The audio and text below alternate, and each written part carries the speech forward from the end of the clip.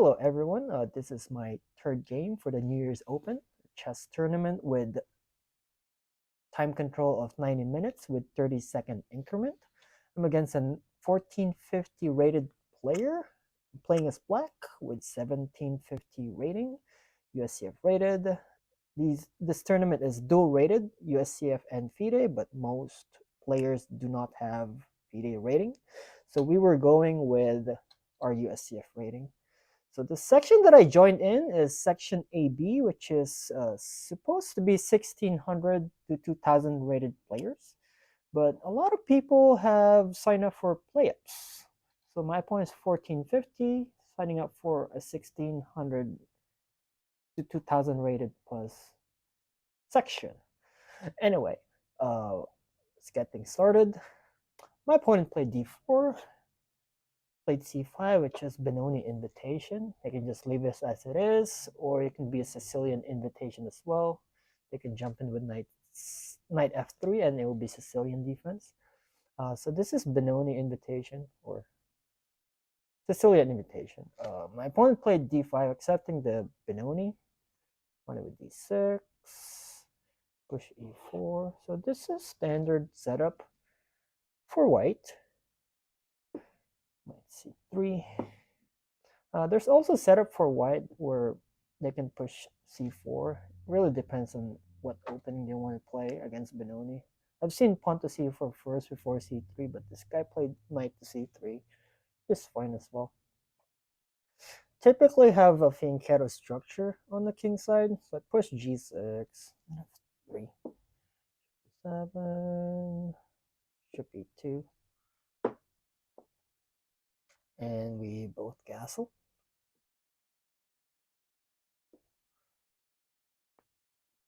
So black's turn, I played e6 immediately, which is inaccurate. So a better way to develop actually is a6, and then a4, and then eventually e6. I played a6 later on, which I thought it would be the same thing. It's just a small detail that I missed. So that's why e6 is inaccurate, because I could have played a6 and then e6 later on. But I immediately played e6. Just an inaccuracy. No biggies. Bishop g5. Spinning my knight onto the queen, and I was afraid that maybe he can play knight d5 later on, adding more pressure in this big boy on f6. So after the pin on bishop g5, I immediately pushed h6, after bishop h4. When white pulls the bishop back like that on bishop h4, black has an option to play queen b6, pressuring this pawn on b2, let go like this. But I didn't play that one out. After bishop h4, I just started trading in the center.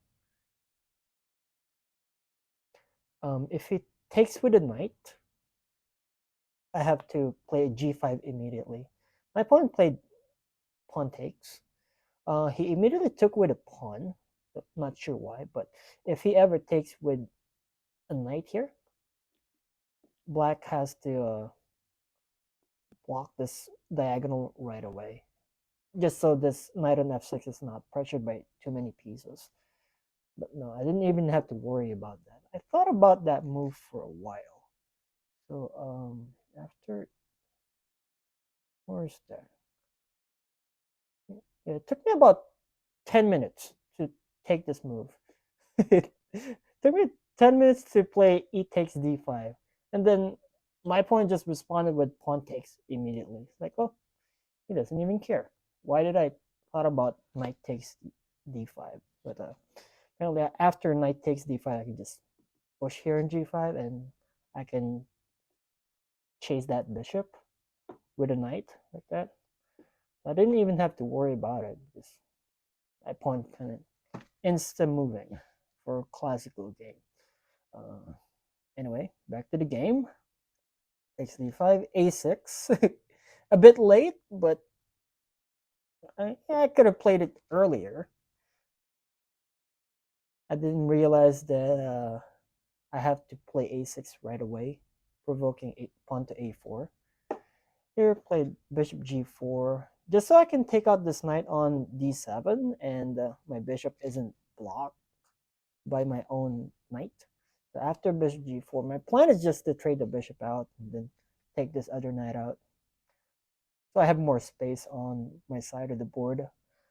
In Benoni defense, typically don't have that much space. So you have to trade one or two pieces just to equalize. After bishop g4, I'm ready to trade it down. He even pushed h3. Um, I'm trading it for a knight anyway. But I believe the purpose of h3 is just so he has a retreating square for the bishop later on. I'm assuming that's the purpose of h3. But regardless if he pushes h3 or not, I'm going to trade this bishop anyway for a knight. Just so I have more space. Took the knight, back my bishop.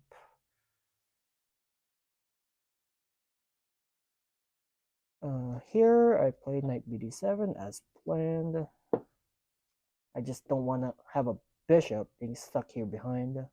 And here push a5, and he's planning to just stop this pawn push on b5. A typical theme in Benoni where white pushes a4 and a5, so I don't push on the queen side. I was playing for the center actually. So in Benoni defense, if you play a6, you're playing for the center. But if you play knight a6, you're playing for the queen side. So when I played a6, I'm not really looking forward to pushing the pawn on the queen side. So here, play queen c7, making room for the rook. I want to double up my rook on the e file and possibly trade both rooks, and then just play the endgame from there. Queen c7, bishop g3.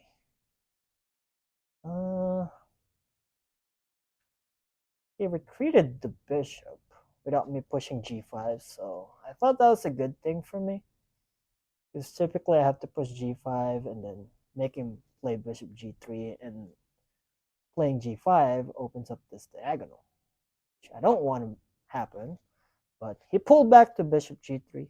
I didn't even have to kick him out of the way. That's pretty good for me. Rook fe8. He can. So if I don't play rook fe8, the knight can jump on e4 and target this pawn on d6. So this feels like force. Rook fe8. I played it immediately with queen d2. So switching to a dark square doesn't really attack this much. If he tries to attack it with bishop f4 later on, I can just put my king there. It's not a problem. Um, yeah, he's probably just making room for the rooks. He wants to connect both rooks, maybe play rook ae1 or rook fe1 at some point. Queen d2, 95. I want to centralize my knight, put it in an active square because it looks defensive before. 7, then rook e7. I'm ready to double up my rooks here, which was my plan since I played queen c7, I want to connect my rooks and then double up my rook in the center. Rook e7, f4, knight ed7. I came back from where it started. It felt like a waste of a move, but he's pushing the f4 pawn. So I made him commit, made him want to push his pawns, and if he starts attacking aggressively, then I don't even have to find any attacking moves, and I just have to defend. So I kind of like the f4 pawn push there. This bishop f3. So he came back to where the bishop started, but at this point there's a pawn in f4, and I'm already able to lift my rook on e7. So bishop f3, rook a8, able to double up on the center. Game felt good at this point, but as soon as he starts pushing h4, I was worried about pawn push on f5 later on or pawn to h5. So I had to like calculate a lot and see where he could possibly push or how I could possibly stop the pawn push and ruin my pawn structure on the king side. So h4, uh, I have to calculate a lot. How much time do I have remaining here? It's 72 minutes versus my 57 minutes. Yeah, I'm down by 15 minutes, but it's not that big of a deal at that point of the game. So 57 minutes, still a lot, but I'm down by 15 minutes, which I can slowly catch up on. Here I played knight h7, which is inaccurate. Actually, the best move here is king h7, which looks ridiculous. So the best move is king h7, just letting him push here on h5, and then just retake with his pawn. The structure looks ridiculous. Or I can actually take with a knight, right? Take with a knight.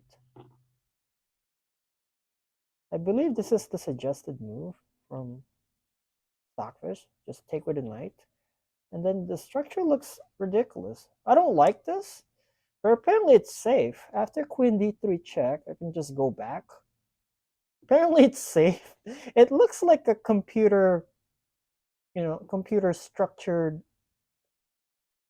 setup. I don't want it. I have open G file, but apparently it's good. I didn't think of it that way during the game. I didn't want my structure to be ruined like that. Yeah, so during the game, I was worried about the pawn push and having open G file, having double pawn on either F file or H file. So yeah, best move was King H7, but knight H7 is inaccurate. Hard to understand why, but it is inaccurate. Knight E4. Here I played after my pawn played knight E4. He wants to set up this knight B6. It's not ready yet, but he's setting up the knight b6 later on. So I immediately played h5. It's like I don't want to deal with that pawn break over there or pawn push, ruining my structure on the king side. So I played h5. Now I just have to worry about this pawn to f5 move. I just have to watch out for that one. It's still his move now after I played h5. Uh, hmm. And then here he played rook a e1. So this pawn is already defended, so he's not defending it with a rook anymore.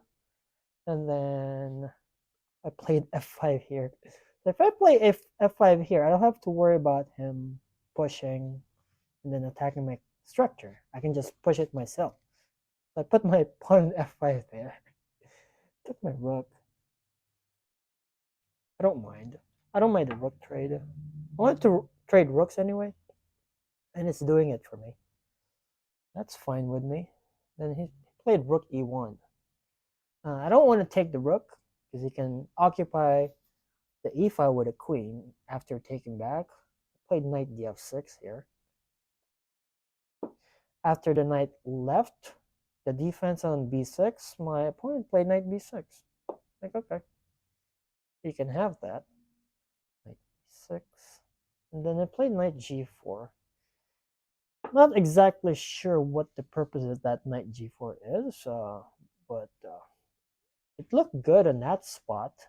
Also making room for the other knight to be on f6. And also I have more active squares for the bishop. I can give him a check. Also attacking that pawn on b2, which could easily be defended. So after knight g4, he played c3, defending that pawn. My pawn is playing fast, so he has 62 minutes remaining. And I only have 40 minutes remaining. I'm down by 20 minutes. I was down by 15 minutes before, now down to by 20 minutes. So after c3, I figured I don't have a good diagonal here anymore. And also, I need an extra defense on my d6 pawn. So I can't really play rook d7 to add more defense here. I'm anticipating maybe later on he can play like knight c8, attacking that. after multiple exchanges, maybe he has knight c8. So I thought I have to defend that pawn on d6. I played bishop f8. It's actually a bad move because now it just allows my opponent to play rook e6 without getting kicked out. So without bishop f8, if he plays rook e6 here, I would have knight f8 later on kicking him out, and also knight f8 defends this g6 pawn. So yeah, when I played bishop f8, my opponent immediately plays this rook e6. Oops, plays rook e6 immediately. Uh, am I really playing that bad? Why is my opponent playing so fast? I don't understand. I played rook e6. Which time is this?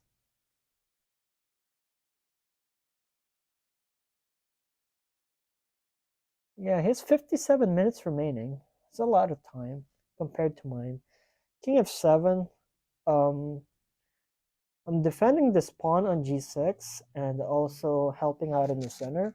I was expecting him to just trade the rooks and trade the queens, and then maybe I can centralize the king right away. But this is actually a blunder because I'm centralizing the knight, centralizing the king right away when it's too early to do so. So instead of playing king f7, I could have played knight h to f6. It blocks the attack on g6, making it defended, and everything else should be good here.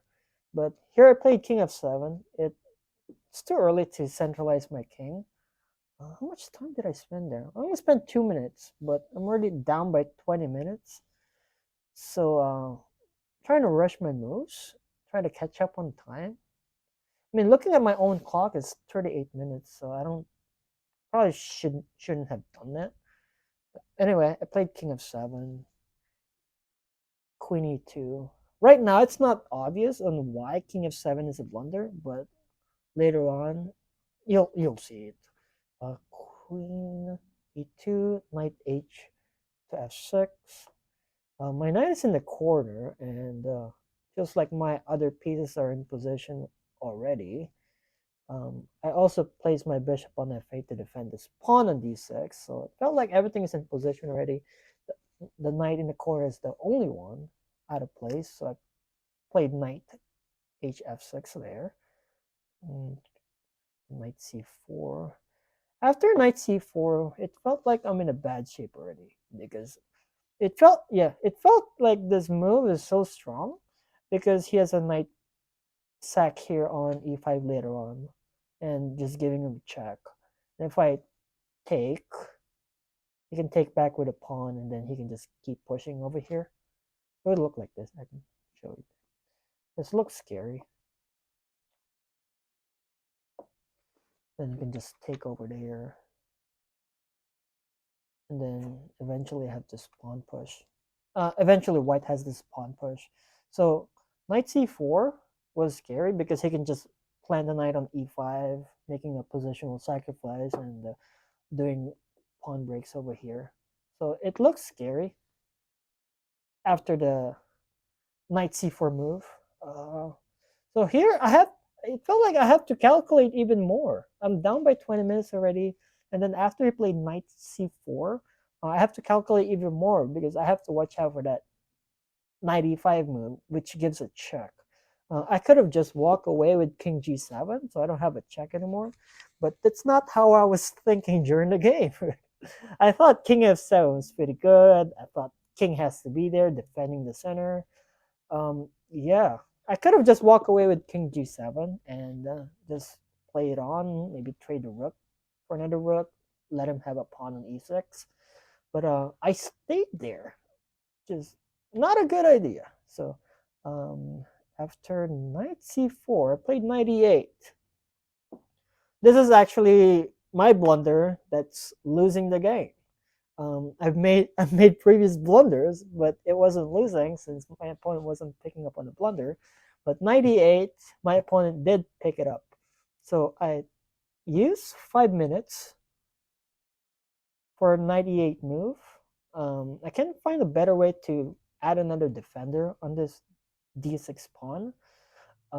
So my opponent took this, like, and I'm already losing because if I take with either pawn, he can just do pawn break, and he can attack my structure there. So if I take with f pawn, he can just push here.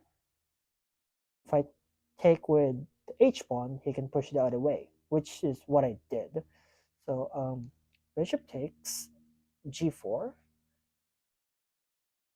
uh, h takes g4, and then h5. Here, I believe black is already down by 4 points in eval, 2 or 4 points in eval, which is already bad. Um, oh, 4 points. I believe it's 4 points. It's too late at this point. Felt like I already fell in the trap. And so after that pawn push, he has bishop h4 attacking this rook. I don't think I could have done anything at that point after going back to 98. 98 was the blunder, and then he just started trading it. Trading the bishop for 9, and then pushing. Then here, bishop h4, attacking my rook. Can't do much. If I take, I'll be in a worse shape. So I just decided to play queen d7. Wait for him to do what he wants to do. But after queen d7, he took the bishop right away. Oh, took the rook with the bishop. Took back with the bishop. And then here, it's actually 8 point advantage on the eval, but it's a tactical move. Can you see it? My opponent didn't, but there's a tactic here which makes it 8 point eval on white's end. So I mean, if you want to pause the video, you could, but it's hard to see. There's a tactic here. Yeah, if you're ready, I'll move now. So the tactical move actually is queen e5. I don't think anyone would see this. Queen e5, it looks ridiculous, but it forces the exchanges, and also if I ignore him, he has queen h8, and as a queen sitting on my side of the board where the king is just losing. So if I take here, there's just knight takes.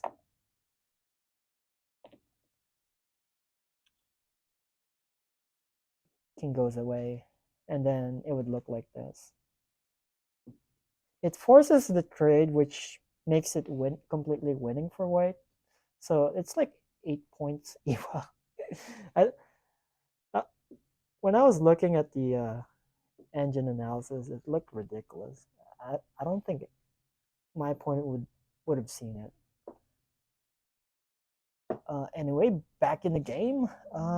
So whose move is it? I believe it's white's move because I took with bishop here. Bishop takes e7. Yeah, white's move. He played rook e3. Again, he's playing fast. What's so? Yeah, he played this within a minute. Says 54 minutes. I have 22 minutes. I'm down by 30 minutes at this point because I kept calculating so much that I thought it requires time that I have to watch out for that 95. So I kept thinking a lot. I'm down by 30 minutes. Rook e3, knight f6. I believe this is a mistake as well because I'm supposed to play knight g7, just defending these 2 pawns and ask for a draw, basically. This is like 2 points in eval already, but knight f6 makes it worse. So that's a mistake on knight f6. Rook d3. I was attacking this pawn, so he defended with a rook, and I felt like he's just putting me on time pressure all this time. 94, then knight d2. He's he's moving so fast, it was pissing me off. It was so upsetting that he's up a piece. I mean, he's up an exchange, but he still wants to play for a draw. So he's going for a repetition here. I don't know what I was thinking. I could have just went out for a repetition and go for a draw because I'm down in exchange anyway. I was still thinking of winning the game. I want to find a way to win the game. So I decided not to go for repetition with 94. King f8 is a mistake. He has 52 minutes remaining, and I only have 11. So yeah, I only have 11 minutes at this point. And after playing King f8, felt like I missed that move already. So I'm basically giving up the a6 square for the queen, uh, which he moves immediately, of course. He enjoys moving immediately. After the queen trade, it looks losing already. But he's moving right away.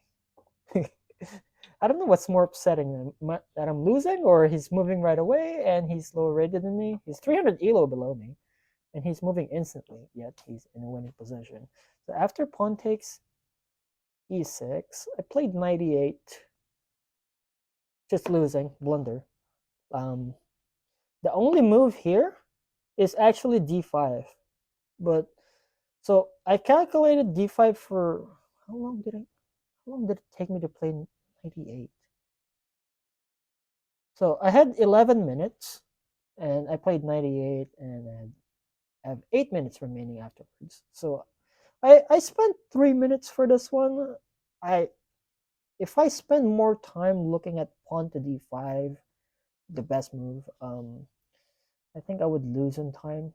11 minutes is just not enough for me to play this out, play this classical endgame if my opponent has 15 minutes remaining.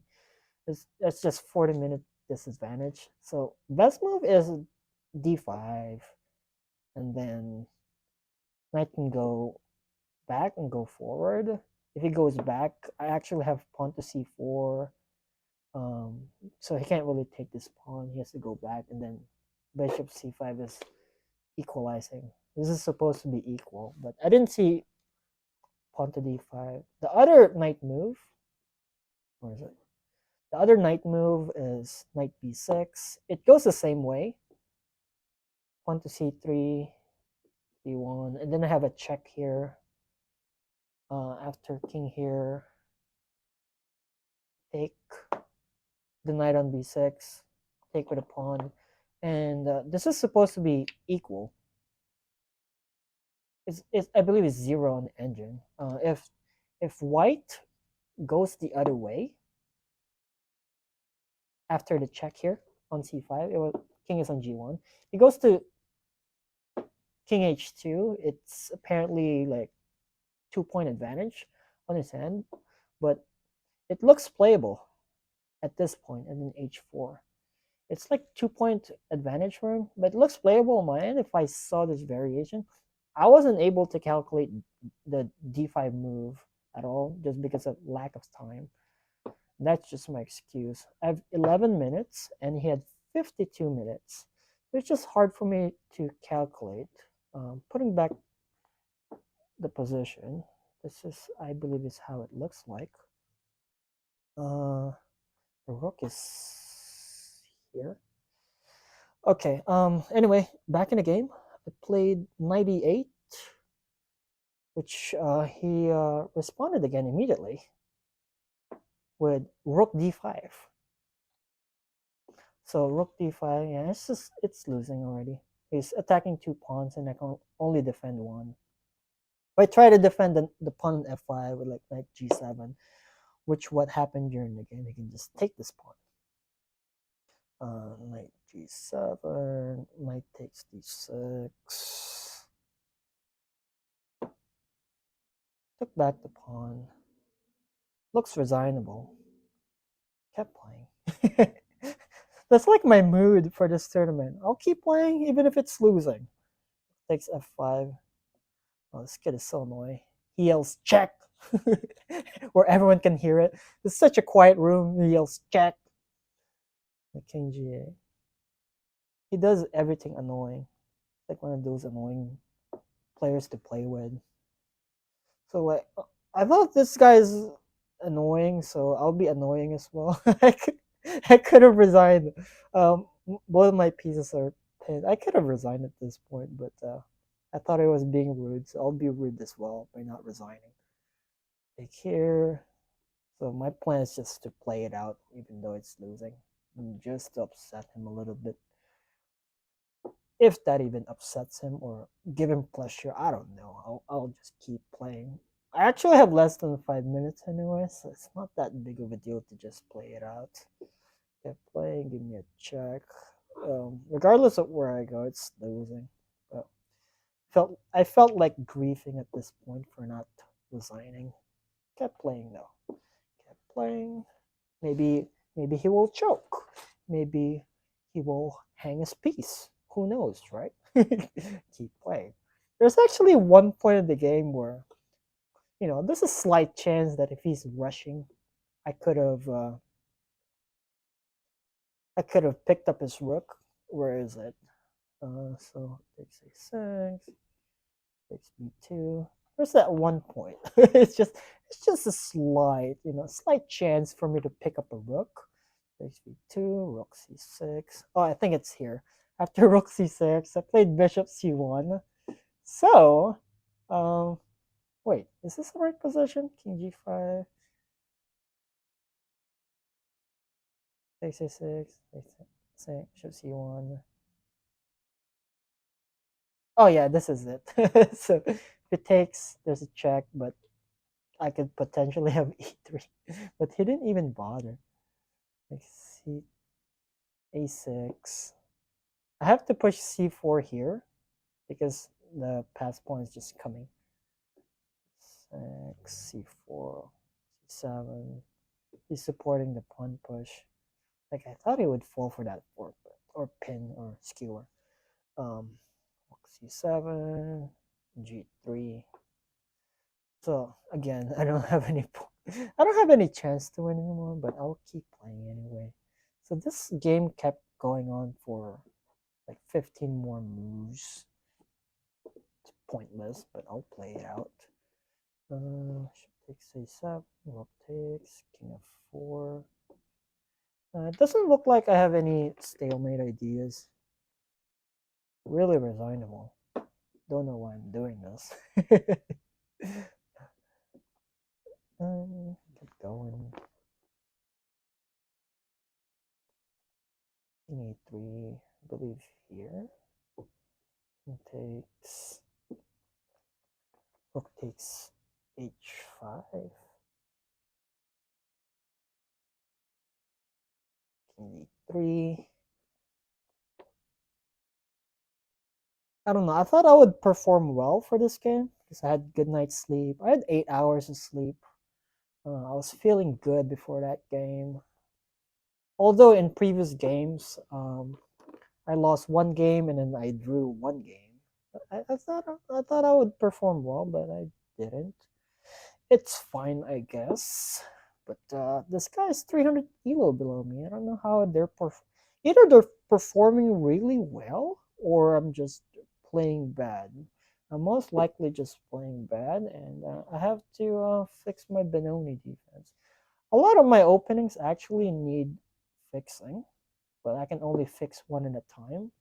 And I don't know which opening I have to prioritize first, but I just have to find out myself. I have to find out myself on what opening needs fixing, and then I'll fix it. Like I have to take my L's first for during classical games, and then I'll fix it. Like it's just no way for me to find out which opening has problems until I lose. So here I lose a game. It's a learning process. I get my lessons. I get my lessons from 1400 rated players. It's all good. He's 7. Actually, here my opponent could have checkmated me faster, but his technique is just awful. So, he could have checkmated me faster, but he didn't. So, technically, he's a bad player, right? Made in 7, and it turns out to be 11 moves. Yeah, his technique is really bad here, but it gets the work done. King g6, king g8, and then rook checkmate. Yeah, I could have resigned like 20 moves ago at least, but I've had those games before where the eval is just even, and I end up resigning. And I just don't want it to happen, especially on classical. Like I'd rather play it out. Just play it out, finish it off. I have less than 5 minutes on the clock, anyways, so it wouldn't take that long. I'd rather just finish it off for checkmate than miss an opportunity. Uh, yeah, a lot of inaccuracies in the opening that just built up and made my position passive. Like certain move orders I can fix. I think the strategy where I have to double up my rooks in the center is pretty good. But I can fix little inaccuracies here and there to improve my position. Because I didn't have to lose there. There's definitely attacking opportunities for me if I didn't play multiple inaccuracies from the openings. So yeah, like the pawn push on a6, I could do that next time. Things that I remember is I'm putting back the moves, so hopefully I can remember this. E4, c5, d5, d6, e4, knight f6, knight c3. I believe this is like book moves. What I would say, g6, knight f3, 7, bishop e2. Yeah, this setup is standard, but so next time I can push for a6. So after castling, I push e6 immediately. Well, the issue with a6 is that I'm committing to attacking the center later on. Like I cannot do the knight a6 move anymore, and then knight c7, and then pawn push. If I play a6 immediately, which is why I typically don't play a6. But yeah, here I could have played a6 and a4, and then potentially e6. That's an early commitment though. Or since it's a classical game anyway, so I could use my time next time if I should push h6 or not. Or maybe I should just practice my openings to see where I should be pushing a6 or where I should be playing knight a6. Yeah, more practice there. After e6, bishop g5, 6, uh, bishop h4. I believe this is what happened during the game. Then I eventually played a6 and then a4. Where's my mistake? I believe I should have chased this bishop first. I believe I should have done this. G5, then G3, and then knight H5. Yeah, I should have chased that bishop, and then regardless of what he does, I'll take it, and then play knight D7, and then knight E5. I'll let him sit there. This bishop became a problem afterwards. So, yeah, bishop G4. Yeah, next time I'll chase that bishop right away and then play knight H5 later on. But my priority at that time is just to trade this light square bishop and then connect the knights. Yeah, the move sequence matters. I should have. What else could I have done better in this game? Takes here. The first thing is a6, and the second thing is chasing down the bishop. So knight f7, e5, queen g7. Queen g7 is pretty good. G3. After bishop g3, I cannot chase him with the knight anymore. Yeah, it's too late. After trading the bishop, there's a bishop defending the h5 square. So I can't really chase the bishop anymore, so I'll let him sit there. That could have been a problem. Yeah, I would have less issues if that dark square bishop doesn't exist. So yeah, next time I'll improve that one. F8, 22. What else could I have fixed? 22, 95. Not really sure. Those are two inaccuracies that I could improve from the opening. I can't see find anything else. Okay, H4. Yeah. I'm down on time at this point. Kind of did it to myself. A lot of pressure is around, and I have to calculate a lot. I have to watch out for a lot of moves. Uh, 3, 5, AE1. What else should I do here? AE1, 5, rook takes, rook E1. Yeah, I mean, the blunder happened later on, but yeah, this is my position already at move 24, where it felt like I don't have that many attacking ideas, and I'm just defending and waiting for him to attack. So if I could fix those small inaccuracies from the opening, I would have a better setup for the middle game.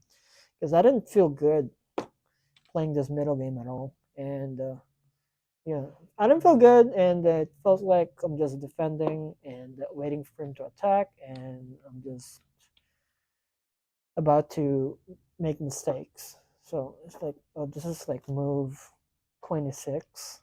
Yeah, I don't have any attacks on my bishop. I don't have attacking opportunities for my knight other than putting it in kind of a good outpost there. Not really good, but it looks good at the time. Yeah, I think this is more like an opening problem, more than fixing the blunder that I did, because the blunder is like the effect of having a bad setup in the first place. So yeah, I'll improve my opening at this point, because my opponent is asking for a draw, and I didn't want to give him a draw. He's 300 elo below me, and yeah, it felt like he wants a draw at this point, and I can't find any attacking moves. I could have accepted the draw when he offered the draw here. I believe he offered a draw at move 27 or 28.